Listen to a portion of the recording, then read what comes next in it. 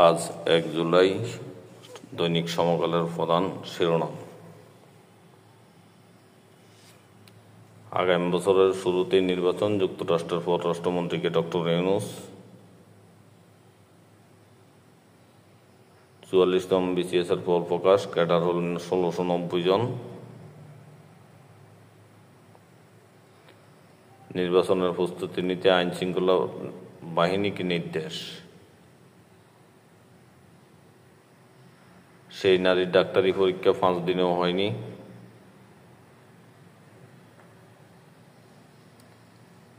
বাংলাদেশি পণ্যে ট্রাম্প প্রশাসনের বাড়তি শুল্ক কমার আশা।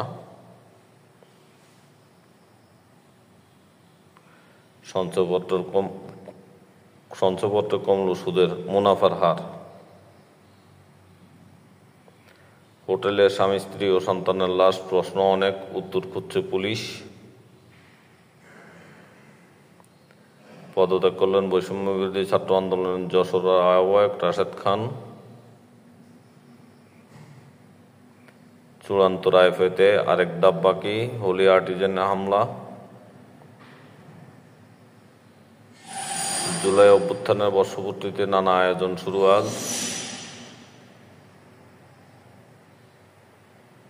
মোমবাতি প্রজ্বলনে শহীদদের স্মরণ করল ছাত্রদল।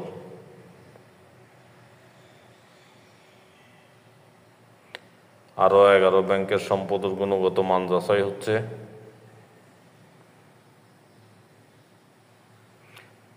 সৌদি বিশ্বকাপ ২০৩৪ বাংলাদেশি জনশক্তির বড় সুযোগ।